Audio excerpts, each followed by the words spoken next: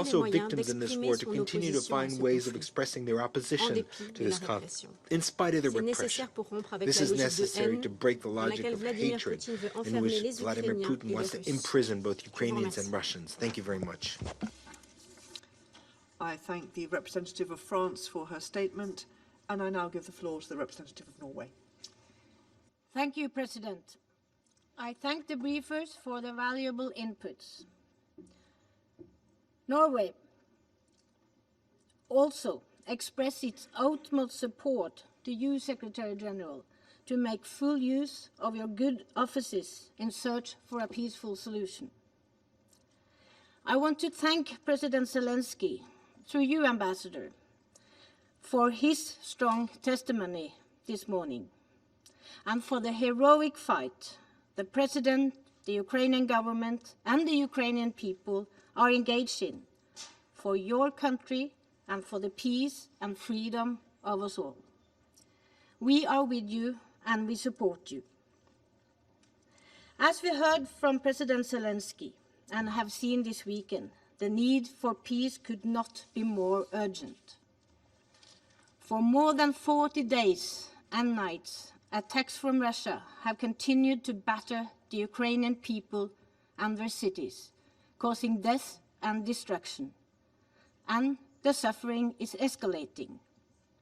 We too are appalled by the reports coming out of the areas around Kyiv and other regions. We are deeply shocked by the atrocities committed against civilians in places that has been held by the Russian forces, including Bucha.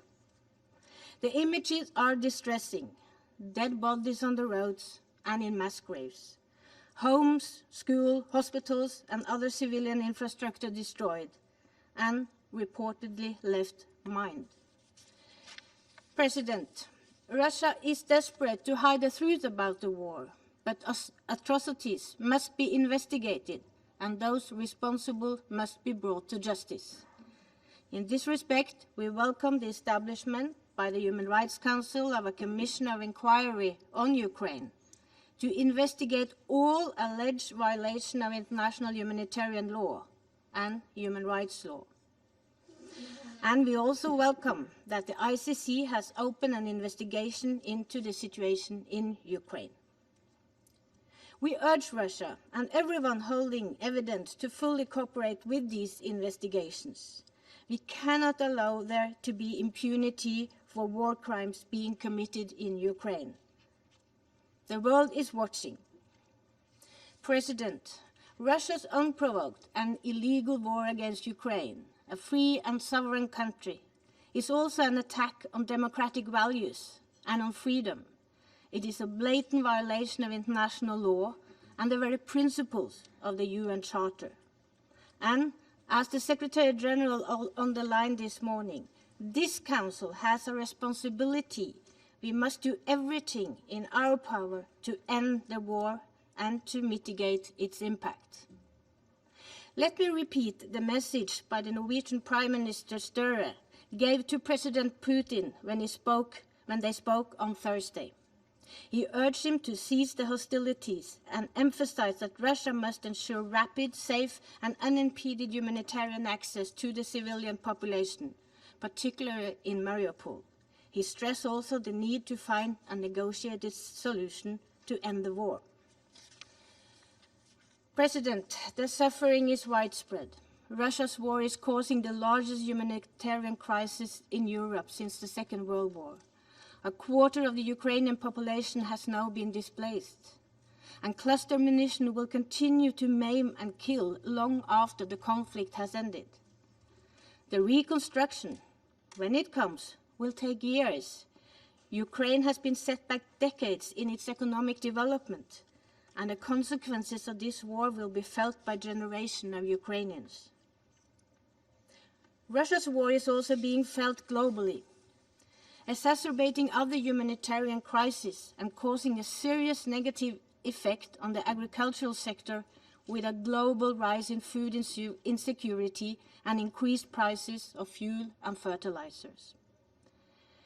President, before concluding, let me be very clear. Russia must abide by international law. It must comply with the order of the International Court of Justice to immediately suspend its military operation and to withdraw its troops from Ukraine. The killing and destruction must end. Russia must stop its illegal war. Thank you. The representative of Norway for her statement, and I now give the floor to the representative of Ghana. Thank you very much, Madam President. I congratulate the UAE for its successful presidency in the preceding month and wish you and the UK delegation the very best for this month. Let me begin by thanking the Secretary General for his statement to the Council and welcoming the briefings of USG Rosemary DiCarlo and USG and Emergency Relief Coordinator Martin Griffiths on the prevailing situation in Ukraine and the coordinated humanitarian response of the United Nations agencies in the face of difficult operational challenges on the ground. I also welcome the virtual participation in this meeting of the President of Ukraine, His Excellency, Mr. Volodymyr Zelenskyy. My delegation has taken careful note of the Ukrainian President's remarks, noted his country's steadfast commitment to peace, and encouraged the path of dialogue and diplomacy in finding a settlement of this needless war. Madam President, the prolongation of the war in Ukraine continues to be a situation of deep concern for Ghana. We are particularly disturbed by the increasing humanitarian cost arising from the unjustified aggression by the Russian Federation against Ukraine. We have observed with pain the unbridled bombardment of civilian populated areas as well as civilian and other critical infrastructure without regard to the customary norms of international law and the principles of international humanitarian law relating to armed conflict. Ghana is gravely concerned by the reports of alleged gross violations of international humanitarian law and international criminal law since the onset of the invasion, including emerging reports and images of human rights violations and the killings of civilians in Mariupol, Chernihiv, Kharkiv, and areas on the outskirts of Kyiv, such as Bucha. We support the call by the Secretary General for an independent, impartial, and thorough investigations to establish the facts, gather the evidence, and to hold all perpetrators of such atrocious crimes accountable for their actions. The killing of children, the aged, medical personnel, humanitarian workers, and journalists are deplorable, and we condemn all such acts unreservedly. We urge restraint on all sides and re-emphasize the urgency of an unconditional cessation of hostilities nationwide to enable the evacuation and safe passage of civilians and facilitate the delivery of life-saving aid to the people in the cities that remain under siege. Humanitarian agencies require unobstructed access to reach people in need of food, water, and medicine and other critical supplies, and all parties must guarantee such access. The ravages of both the global COVID-19 pandemic and the situation in Ukraine demonstrates the interconnectedness and interdependence of states and reinforce the need for a unified international response in support of the path of dialogue and diplomacy. Madam President, we have followed closely the direct negotiations between the conflicting parties and note the progress made in the fourth round of consultations which took place in Istanbul on 29th of March 2022. To sustain the negotiations, we urge a restraint in the ongoing hostilities and a follow-through of the express commitments to resolve the security concerns of the parties. In furtherance of the efforts of the parties, the Council must at this time focus attention on supporting confidence-building measures that facilitate a negotiated settlement of the immediate conflict and the wider question of European security on the basis of international law and other internationally agreed frameworks. The convergence of the parties and the international community on these matters would be the only way to end the tensions, bridge the differences between the parties, and forge a unified position on the situation in Ukraine. I thank you for your kind attention. I thank the representative of Ghana for his statement, and I now give the floor to the representative of the United Arab Emirates. Thank you, Madam President, and I'd like to join others in congratulating you and your team for assuming the presidency and wishing you a productive month. I'd also like to thank the Secretary General, the Under-Secretary General for Political and Peacebuilding Affairs, and the Under-Secretary General for Humanitarian Affairs and the Emergency Relief Coordinator for their helpful briefings. We also thank President Zelenskyy for his address to this Council. We have once again heard in this Council deeply sobering and concerning reports from the ground, including from Martin Griffiths and Rosemary DiCarlo. And with every meeting, the Council is reminded of the rapidly deteriorating humanitarian situation on the ground in Ukraine. 1/4 of the country's population have fled their homes. And the rising death toll and the destruction of critical civilian infrastructure are a grim reflection of the tragic human cost of war. The images coming out of Bucha and other towns and cities are shocking. The alleged crimes they entail are of the utmost gravity, And first and foremost, as others have said, we must establish what has happened here with the cooperation of all parties. It is imperative that we do not get caught up in a war of narratives in addition to the conflict that is ongoing. Indeed, we need to allow for the existing mechanisms to investigate the facts on the ground impartially so that justice for all victims can be served, and we acknowledge the Secretary-General's call for that independent investigation, as well as last week's appointment of the members of the Human Rights Council's Independent International Commission of Inquiry on Ukraine. As we enter the 6th week of conflict, we believe that an immediate cessation of hostilities throughout Ukraine is imperative to move towards a peaceful solution to the war in Ukraine.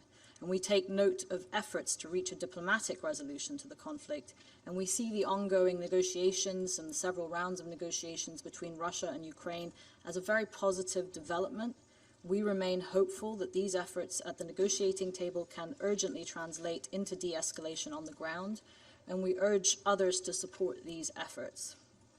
We also welcome the readout from Mr. Griffiths on his meetings with senior Russian officials, as well as his upcoming meetings with Ukrainian officials. Establishing a viable humanitarian ceasefire could be a stepping stone for broader negotiations and eventually a sustainable peace. However, until a cessation of hostilities is achieved, the priority must be to work towards protecting and alleviating the suffering of civilians. And in addition to the points we made during the last Council meeting on Ukraine on 29th March, I want to focus here on 4 additional points for the Council's consideration. First, as others have done, we all need to continue to reaffirm the need for all parties to abide by their obligations under international humanitarian law, in particular the protection of civilians and the respect for the principles of distinction and proportionality that are paramount in conflict. Second, the difficulties in providing relief and humanitarian access need to be addressed immediately and can be addressed quickly. It's critical to find either local or broad-based agreements for security guarantees to allow for the safe provision of humanitarian assistance and for civilians to voluntarily evacuate safely. And these are initial confidence-building measures that can be developed down the line and should also be encouraged, including the proposals left by Mr. Griffiths with the government in Moscow. Third, as the ICRC has noted, false narratives and disinformation has the potential to cause real harm for humanitarian organizations on the ground. The use of digital technologies that amplify the spread of harmful information, including misinformation, disinformation, and hate speech, is a true challenge in conflict zones. And these phenomena are not new, but technology has greatly increased the scale and speed at which harmful information reaches target audiences online. And this is particularly concerning in crisis settings where information can influence the dynamics and behavior on the ground and can put communities and humanitarian responders at risk.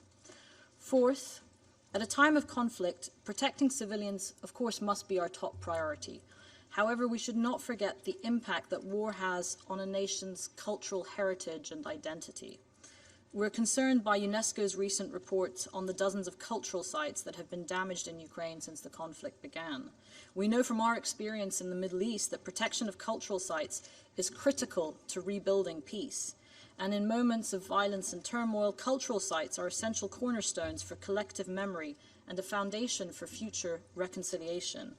We therefore call on all parties to refrain from the unlawful destruction of cultural heritage and to think about what comes next after the war concludes for the people living there and how they go about building peace. Before I end, allow me to take a moment to reflect on what others have commented on, including the Secretary General, and that is the devastating impact of the conflict on food security worldwide. And we're alarmed by these figures shared by the Secretary General just now on how the war is affecting some of the most vulnerable communities around the world. 1.2 billion people in 47 developing countries are at risk due to rising food prices. And food shortages are aggravating situations already on this Council's agenda, and these shortages are felt in other settings where high prices of basic commodities can lead to further unrest and instability, not just in this part of the world, but around the globe. So we look forward to seeing the UN Global Crisis Response Group on Food, Energy and Finance address these issues and offer it our full support. And let us not forget that the effects of this war are hitting communities that are still reeling from the global COVID-19 pandemic. And these vulnerabilities are further exacerbated by reduced domestic food production due to the rising costs and scarcity of chemical fertilizers and pesticides. And the knock-on effects, including global conflicts, will be grave, and the Council must stay focused on all of them. Unless we do something to end this conflict now, it will continue to drive suffering and instability worldwide in the coming months and years, and the world simply cannot afford this, and the Security Council should do its part to stop this conflict and to help parties come and reach a peaceful solution. Thank you. I thank the representative of the United Arab Emirates for her statement, and I will now make a statement in my capacity as the representative of the United Kingdom. President Zelenskyy, by video, Secretary General, colleagues, the United Nations was created in the wake of a European war of aggression that laid waste to Europe and engulfed the world.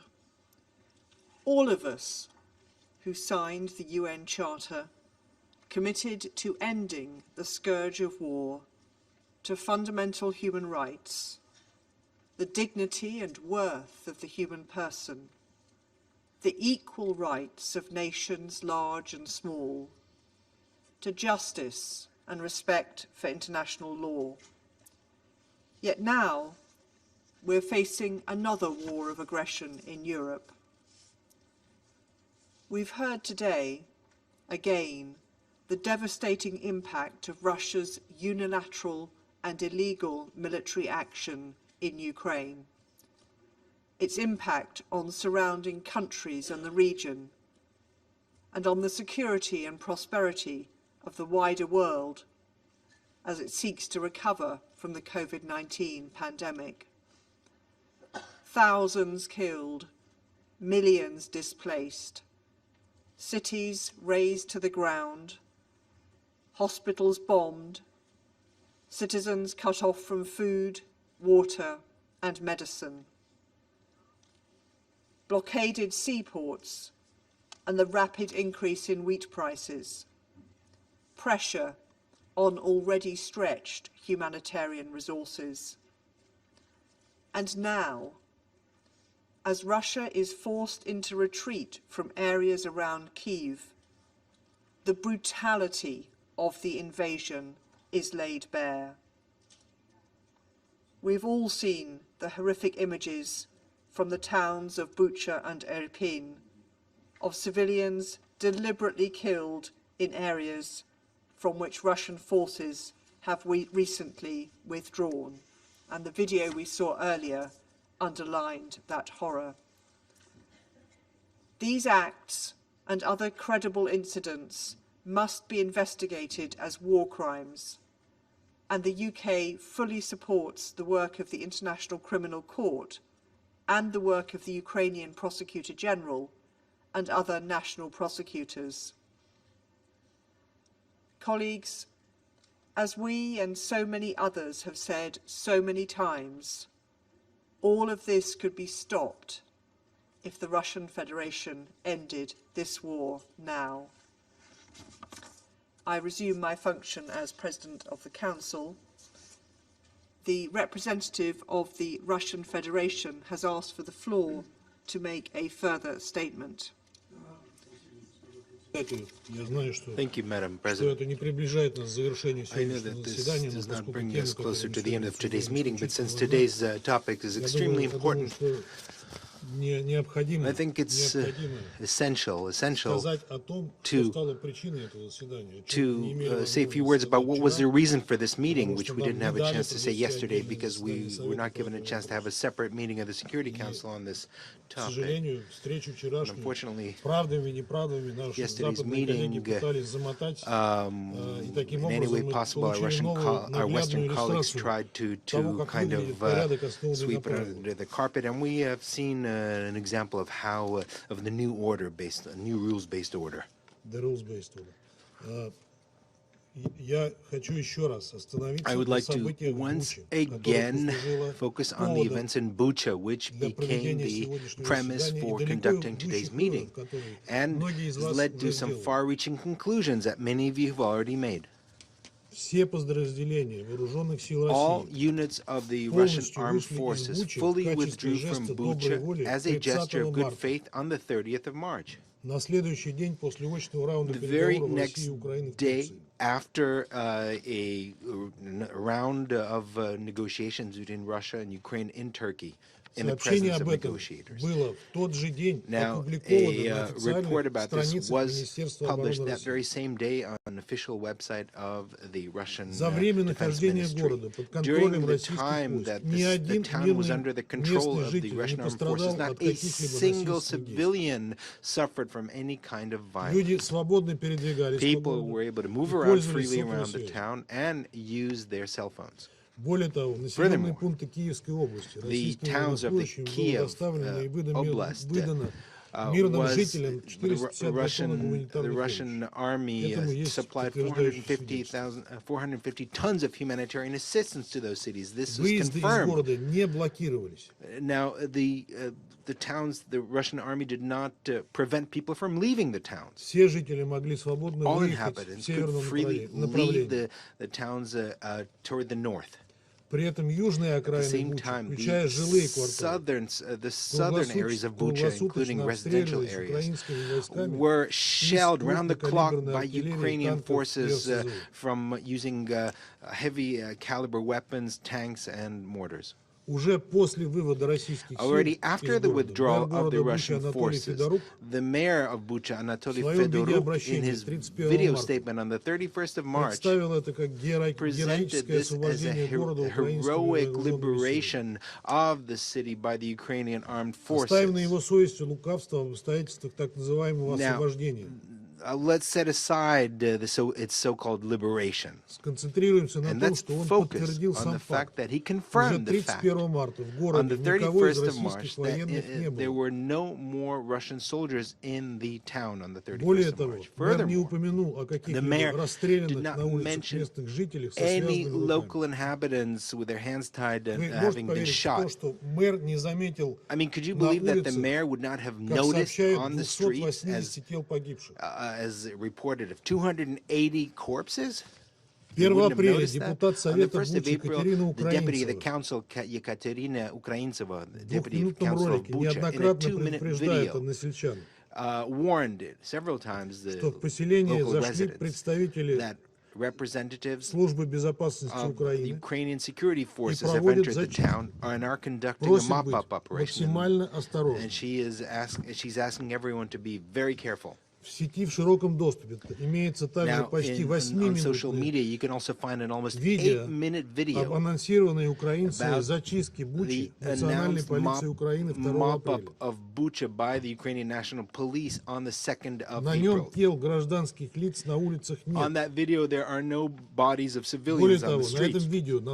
Furthermore, on that video, the National Guard of Ukraine also interviews local residents who didn't mention any corpses or mass shootings. On one of the Ukrainian news sites, there was also a warning posted on the upcoming mop-up of Bucha on the 2nd of April from a mop-up of Russian collaborators. Now that's been deleted, but users were able to save that video. Now, so-called testimony of crimes, or evidence of crimes by the Russian armed forces in Bucha appeared only on the 3rd of April, on the 4th day after the Russian forces left the town. Once again, without any evidence, based on the presumption of guilt, the Russian army is being accused of some kind of evil deeds. Of course, we could not notice how these Ukrainian videos were taken up by Western media and human rights organizations who claim to be impartial. Clear inconsistency between the Ukrainian version and the actual facts is clear. If the corpses действительно пролежали под of открытым небом civilians несколько дней, то на had них, несомненно, были бы been out in the соответствующие open several проявления, days, хорошо they would have известные had специалистам several по судебной медицине. signs that are well known to forensic specialists. Это наших западных коллег, похоже, And совсем our не Western смущает. colleagues don't seem to be bothered by that. Иначе бы Нью-Йорк Таймс не Otherwise, пошла the New еще York дальше, Times would not утверждая, even go что further трупы by на улицах stating that пролежали the аж с corpses 20 марта. were there on the streets since the 20th of Вы можете March. представить, в каком Can you состоянии imagine тогда what были? kind of state they would have been in? Кроме того, многие Furthermore, погибшие на many распространенных украинцами кадрах имели на руках those of опознавательный the знак, белую bodies ленту. in the videos circulated by the Ukraine had white bands, armbands. Такую же, как надевали мирные жители These после прихода российских are военных. armbands that were worn by civilians after the entry of the А Russian на armed одном из forces into the выложенных town. украинскими радикалами в сеть видеороликов And one of the хорошо слышен videos призыв posted by стрелять по Ukrainian всем, у кого radicals, нет синих ленточек на you could рукавах. hear a call to shoot against anyone who doesn't have blue arm bands. Это видео хода зачистки в Буче выложил в сеть один из лидеров так называемых территориальных батальонов, которым украинская власть бесконтрольно раздавала оружие. Bucha was posted by a member of the territorial Кроме того, defense уже battalion to упомянутый whom мной the депутат Ukrainian городского authorities handed совета out weapons. Бучи Furthermore, the member of the city Катерина council of Bucha, Украинцева who I в mentioned, интервью Ekaterina «Медузе», Ukraintseva, российскому новостному изданию «Медузе», призналась, stated on что российские войска при ней людей не расстреливали. website Medusa that she did not see the Russian forces В том же execute интервью any она civilians. In подтверждает, the что в same основных interview, разрушениях виноваты украинские военные. confirms that it's Ukrainian armed forces that are Эти guilty of most of моменты, the разумеется, также violations. Of остаются course, за скобками в подаче наших украинских и западных these коллег. are details that have not been mentioned in the presentations of our Western and Ukrainian colleagues. Зато президент Зеленский уже рассуждает о том, что все эти явно постановочные кадры из Бучи якобы дают украинцам моральное право на, я цитирую, нецивилизованный ответ. Have give the Ukrainians the right for an uncivilized response.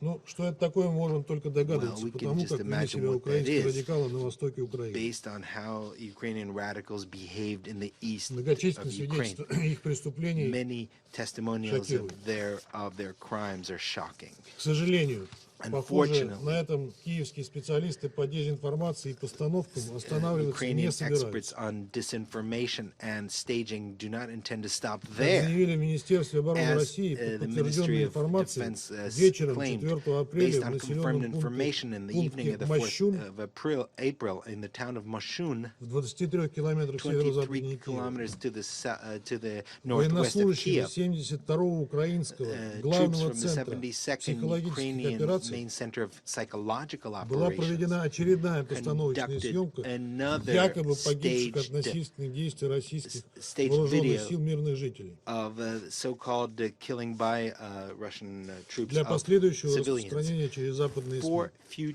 future circulation by Подобные Western media. мероприятия These украинскими kinds спецслужбами были of проведены также в Сумах и activities некоторых других городах. have been carried out by in Suma and other В завершение towns. So хотел in бы обратиться к conclusion, нашим I would like западным to коллегам. Мы address прекрасно my понимаем, Western что colleagues. вы We делаете, understand разыгрывая very well украинскую карту и с каждым днем that нагнетая истерическую what you're антироссийскую doing пропагандистскую кампанию. by fueling anti-Russian hysteria Поэтому мы every single day. предполагаем, So что будут и дальше we are происходить assuming новые that there will мерзкие be провокации по типу Бучи. further horrible provocations similar to the one in Bucha. Новые попытки очернить российских солдат, Attempts представить их to садистами, убийцами discredit и насильниками. Russian soldiers and to present them as murderers and rapists. Я уже говорил, что это крайняя I подлость. said once again that this is an incredibly low blow. Правда, вас не интересует то, что сегодня современные технологии позволяют сделать любое видео. Мы сегодня посмотрели видео, которое нам представила украинская сторона.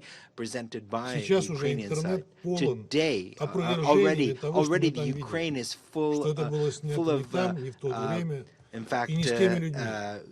information refuting what was in the video, stating that it wasn't filmed in the right place with not the right people. And just a few words to my American colleague who declared a crusade to exclude Russia from the Human Rights Council. This is stated by the representative of a country who 3 years ago criticized the Council in the strongest, harshest terms that it осудить методы и действия американских солдат в Афганистане. That it had the audacity of condemning the actions of American soldiers in Afghanistan. И как известно, Соединенные Штаты вышли из случая. As is well known, the United States left the council. Надеюсь, что наши коллеги по Организации Объединенных Наций не дадут себя собой манипулировать и не станут подыгрывать Вашингтону and play up to Washington and its very dangerous games. Thank you very much. I thank the representative of the Russian Federation for his statement. The representative of Ukraine has asked for the floor to make a further statement.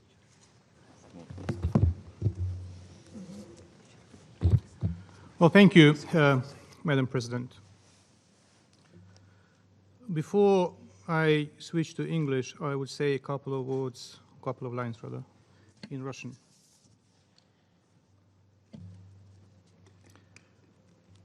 Мы уже привыкли к вранью, которое постоянно выливается нам на головы в зале Совета Безопасности.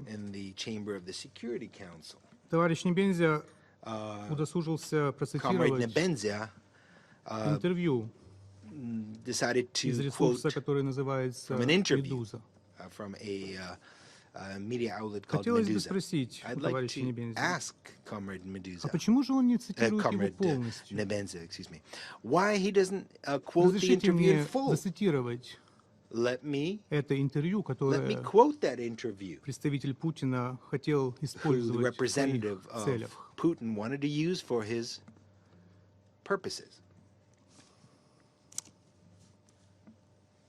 Я цитирую слова женщины, на которую он ссылался. Цитата. Бывало так, что российские солдаты передавали сухпайок в подвал, а потом кидали туда гранату. Вы же хотели процитировать это интервью. You wanted to quote that interview. Why didn't you quote the whole interview?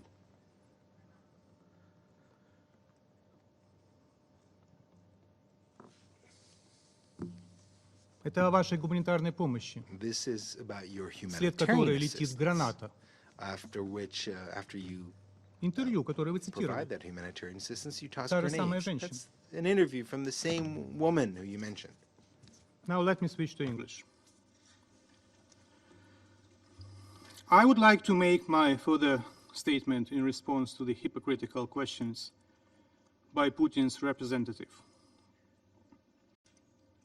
After the video we saw with the shocking images from Bucha, Irpin, Matizhin, and other sites, he should ask these very questions to himself. How have Russians got to the cruelty of Nazis? When have you started enjoying acting like Nazis? Killing civilians, attempting to redraw internationally recognized borders, setting the task to finally resolve the Ukrainian issue, like Hitler attempted to resolve the Jewish issue. When did you miss the point of Russia's turning into the Nazi-style cancerous tumor? Unable and unwilling to stop expanding and bringing to neighboring nations sufferings, destruction, pain, and death. I'm appalled over your cynical and outright lie that you don't hit civilian targets And that is why you're moving so slowly. You hit the civilian targets and you kill the civilians. Shall I quote your own words of yesterday in the press conference that you gave here in the headquarters, where you said that civilians are killed by your army? Or shall I not? Shall I play the video? You said this is a war. Civilians are killed in the war. It's a warfare, you said. Or perhaps in your mindset, a children's hospital in Mykolaiv, destroyed by the Russian strike yesterday, was a military target. And perhaps a child killed as a result of the strike was a Ukrainian nationalist. The only truth you've said is that you are not moving as planned.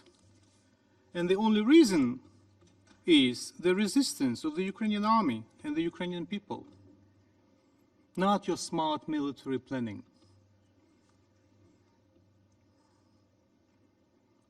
The Ukrainian people who realize quite clear what the Russian world in reality means. And we thank the international community for the solidarity with Ukraine.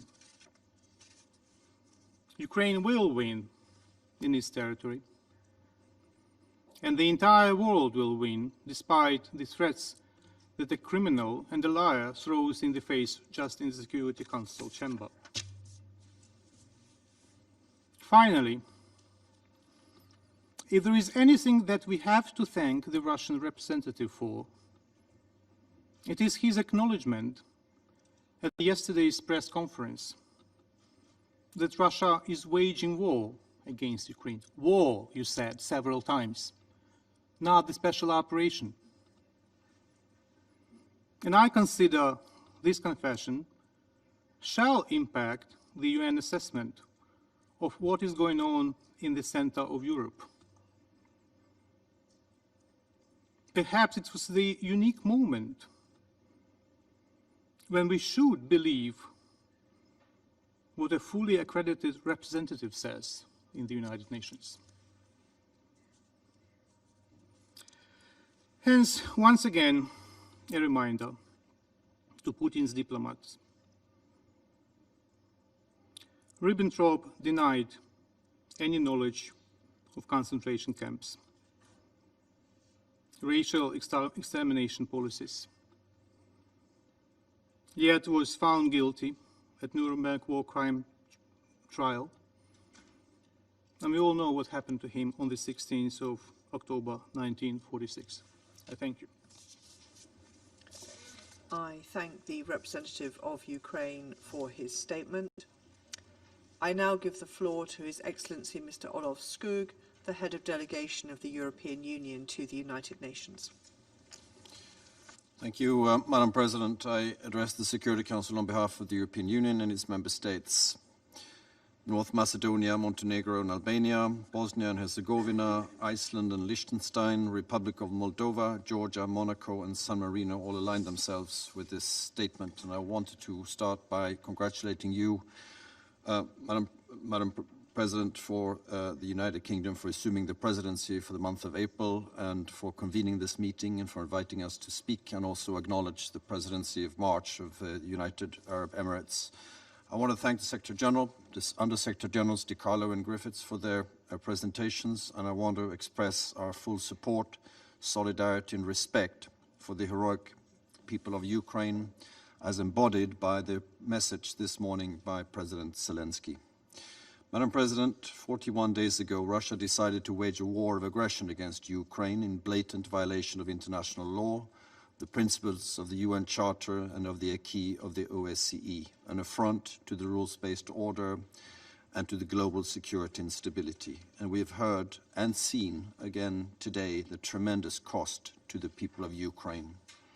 The dramatic consequences of Russia's war of choice are well known. Thousands of lives have been lost. Over 11 million people, most of them women and children, have been forced to leave their homes. Over 500 schools and 52 hospitals have been shelled. Entire cities have been razed to the ground. The unfolding drama in Mariupol and the images from Bucha stain our common humanity. Russia must stop this senseless act of violence. The EU condemns in the strongest terms Russia's unjustified and unprovoked war of aggression against Ukraine. We demand that Russia immediately stop its military aggression, immediately and unconditionally withdraw all forces from the entire territory of Ukraine, and fully respect Ukraine's territorial integrity, sovereignty, and independence within its internationally recognized borders, as demanded by the United Nations General Assembly. We condemn in the strongest possible terms the reported atrocities committed by the Russian armed forces in a number of occupied Ukrainian towns. Haunting images of massacres with large numbers of civilian deaths and casualties, as well as destruction of civilian infrastructure, show the true face of Russia's brutal war of aggression. These massacres will be inscribed in the list of atrocities committed by Russia on European soil. The Russian authorities are responsible for these crimes committed while they had effective control of the area. They are subject to the international law of occupation.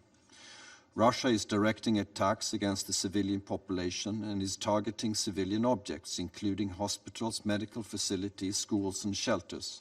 These war crimes must stop immediately. Those responsible will be held to account in accordance with international law. We welcome the International Court of Justice's provisional measures ordering Russia to suspend military operations immediately. We fully support the investigation launched by the prosecutor of the International Criminal Court into war crimes and crimes against humanity, as well as the work of the Independent Commission of Inquiry. The EU is assisting the Ukrainian Prosecutor General and civil society in the collection and preservation of evidence of the war crimes. It is clear there must be and there will be accountability. The EU and its member states are providing shelter for the more than 4 million refugees that fled Russia's violence. They do so regardless of nationality, ethnicity, religion, or race. We have adopted sanctions against the Russian government, its financial and defense sectors, and those individuals enabling and financing the aggression.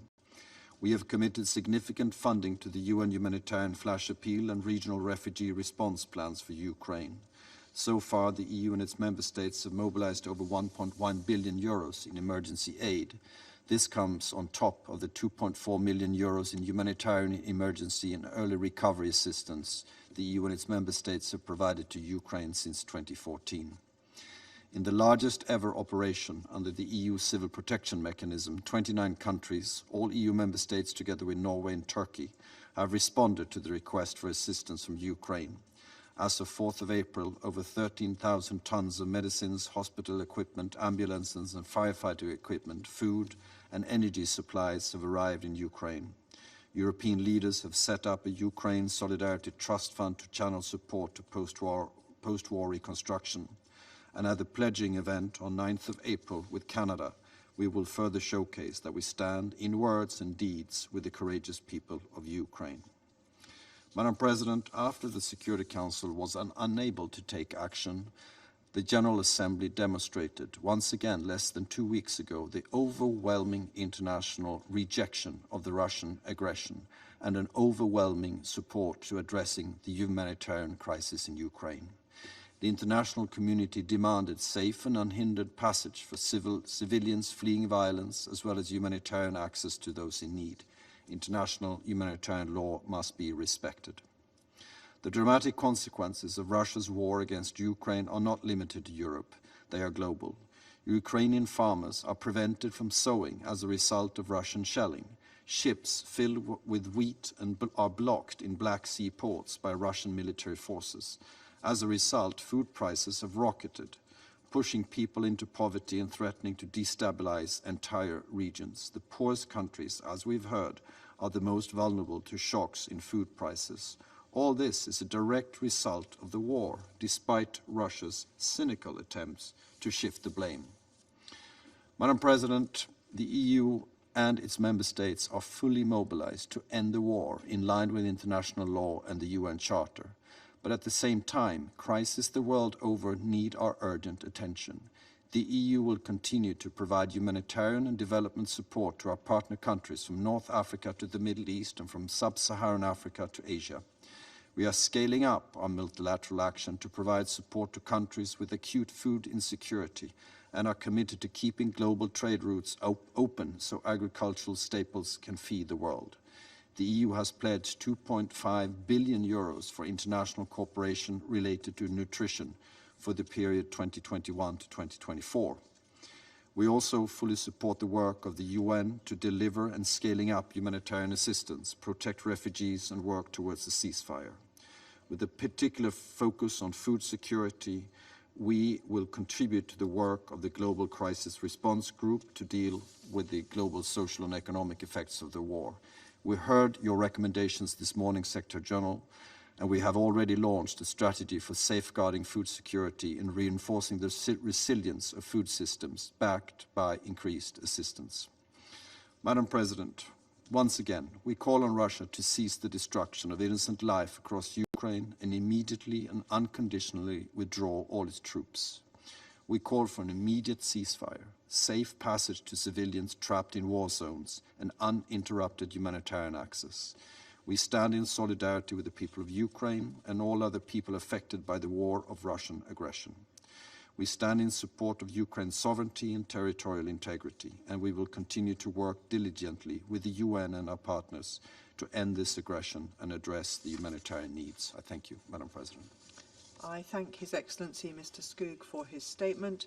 I also acknowledge the written statement submitted by the delegation of Poland earlier before the meeting, and also from the 8 Nordic Baltic countries. There are no more names inscribed on the list of speakers. The meeting is adjourned.